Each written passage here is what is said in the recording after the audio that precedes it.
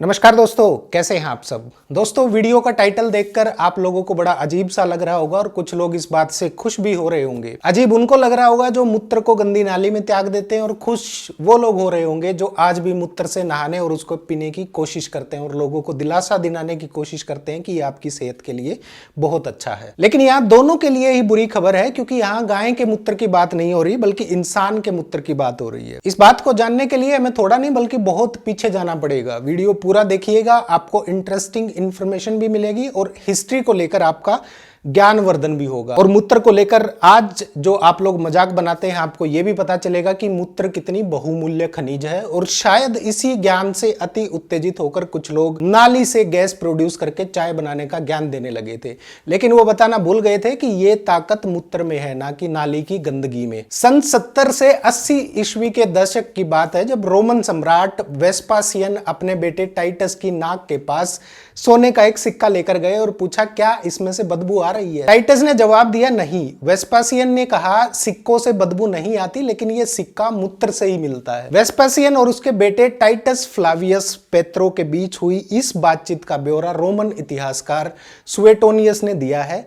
Link description में मिल जाएगा। अगर आप पूरा पढ़ना चाहें तो इसको वहां जाकर आप पढ़ सकते हैं। रोमन इतिहासकार के अनुसार यह बातचीत लगभग 2000 साल पहले हुई थी, जब टाइटस ने अपने पिता वेस्पासियन के मूत्र व्यापार पर लगाए गए टैक्स को घिनौना बता दिया था। दोस्तों, जायस सुएटोनियस को रोम के पहले 12 सीजर्स की जीवनी लिखने के लिए जाना जाता है। कहा जाता है कि रोम के राजमहल से अपनी नजदीकी के कारण उन्होंने रोमन राज परिवार के बारे में काफी कुछ लिखा है। आप लोगों को सुनकर हैरानी होगी, लेकिन एंसेंट रोमन एम्पायर में मूत्र को एक बहुमूल्य खनिज माना जाता था। इतना ही नहीं बल्कि सार्वजनिक शौचालयों और रिहायशी इलाकों से मूत्र को इकट्ठा किया जाता था और इसका इस्तेमाल टूथपेस्ट बनाने के लिए कच्चे माल के तौर पर किया जाता था। इसके साथ ही मूत्र पर टैक्स भी लगाया जाता था, जिसे वेक्टिगल यूरिने कहा जाता था। वेस्पासियन के अलावा नीरो ने भी इस मूत्र की खरीद बिक्री पर यह स्पेशल टैक्स लगाया था। यह टैक्स मूत्र के संग्रह यानी उसको इकट्ठा करने और इस्तेमाल करने दोनों पर फर्स्ट सेंचुरी एडी के 5वें रोमन सम्राट नीरो, जी हां वही नीरो जिसके शासनकाल में रोम जल गया था, उसी नीरो ने यह टैक्स लगाया था, लेकिन बाद में इसे खत्म कर दिया गया था। कहा जाता है कि आम लोग इसके खिलाफ हो गए थे, जिसके बाद इसे हटा लिया गया था। साल 69 यानी 69 में उनके बाद आए रोमन सम्राट वेस्पासियन ने एक बार फिर से इस टैक्स को दोबारा से लागू कर दिया था, शुरू कर दिया था। O.F. रॉबिन्सन ने ancient Rome city planning and administration नाम से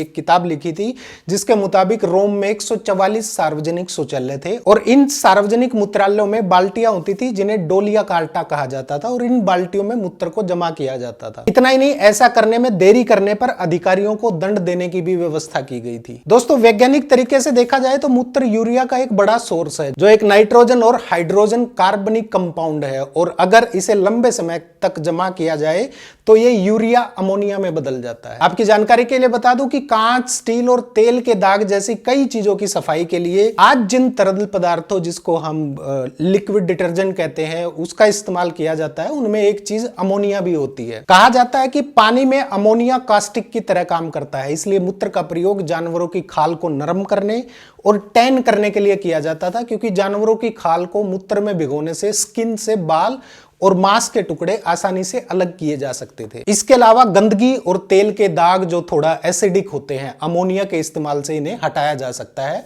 और मूत्र के प्रयोग से ना सिर्फ सफेदी में चमक आती है बल्कि रंग भी निखरता है। O.F. रॉबिन्सन ने आगे अपनी किताब में लिखा है कि मूत्र को बाल्टियों में भरकर उसे तब तक धूप में रखा जाता था जब तक कि ये स्टेराइल ना हो जाएं और अमोनिया में ना बदल जाएं। निकोलस ने वैंकूवर सन में छपे एक लेख में लिखा है कि अमोनिया के कारण ही प्राचीन रोम के लोग अपने दांतों को चमकाने के लिए मूत्र का इस्तेमाल एक माउथ वॉश के रूप में करते थे। लेकिन रोमन सेना और रोमन कलात्मक वस्तुओं पर शोध कर चुके डॉक्टर माइक बिशप का कहना है कि सभी रोमन ने ऐसा किया हो, ऐसा जरूरी नहीं है। हालांकि कई शायरों ने अपनी कविताओं में इस बात को लेकर मजाक भी उड़ाया है रोमन्स का। निकोलस ने जो बात कही है वही बात इतिहासकार और मोरिस्ट कॉलेज में फिलोसफी के प्रोफेसर जोशुआ जे मार्क ने भी कही है। उनका कहना है कि प्राचीन रोम में धोबी, जिन्हें फुलर्स कहा कहा जाता था। कपड़ों की साफ सफाई करने और उन्हें चमकाने के लिए नेचुरल ब्लीचिंग एजेंट के रूप में इंसान और जानवर के मूत्र का प्रयोग करते थे और ऐसा करने के लिए उन्हें अपमानजनक नजरों से देखा जाता था। हालांकि उस दौर में कई ऐसे धोबी थे जो कामयाब थे और उन्हें इस काम के लिए काफी ज्यादा पैसा मिलता था। कई इतिहासकार का कहना है कि हालांकि धोबियों को उनके काम में मूत्र के इस्तेमाल के लिए अपमानजनक दृष्टि से देखा जाता था, लेकिन दूसरी ओर वो रोम के सबसे अधिक वेतन पाने वाले पेशेवरों में से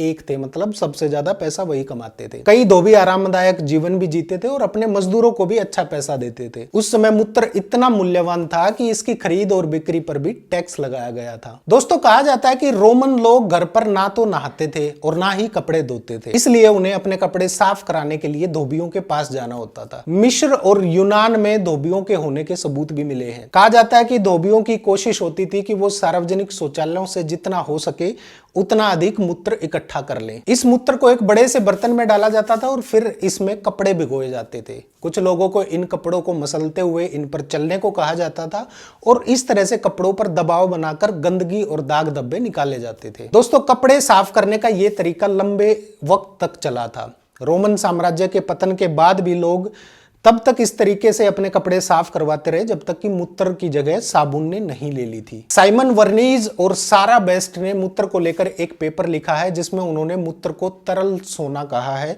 और लिखा है कि इसका इस्तेमाल चमड़े को नरम बनाने, कपड़ों और ऊनी कपड़ों की सफाई और रंगाई में किया जाता था और 1850 के दशक तक कपड़ों की रंगाई और सफाई के लिए मूत्र अमोनिया का एक वैल्यूएबल सोर्स रहा था। दोस्तों, एक समय ऐसा भी आया था जब रोमन सम्राट नीरो ने लोगों के जबरदस्त विरोध को देखते हुए मूत्र पर लगे टैक्स को खत्म कर दिया था, लेकिन उनके उत्तराधिकारी वेस्पासियन ने इसे बहाल कर दिया था। यहां तक कहा जाता है कि नीरो ने अपनी नीतियों से पूरे साम्राज्य को दिवालिया बना दिया था, पूरा दिवालिया निकाल दिया था। सीनेट ने नीरो को लोगों का शत्रु घोषित कर दिया था, इसलिए उसने आत्महत्या कर ली और रोम में गृह युद्ध छिड़ गया था। और इसी अराजकता के बीच वेस्पासियन का उदय हुआ था। वो आम जनता के ऐसे सेवक थे जिन्होंने उनकी राजकोषीय उत्तरदायित्वों और सैन्य अभियानों के लिए जाना जाता था। दोस्तों, जब वेस्पासियन सम्राट बने तो उन्हें पता चला कि शाही खजाना बिल्कुल खाली है, उसमें कुछ नहीं है।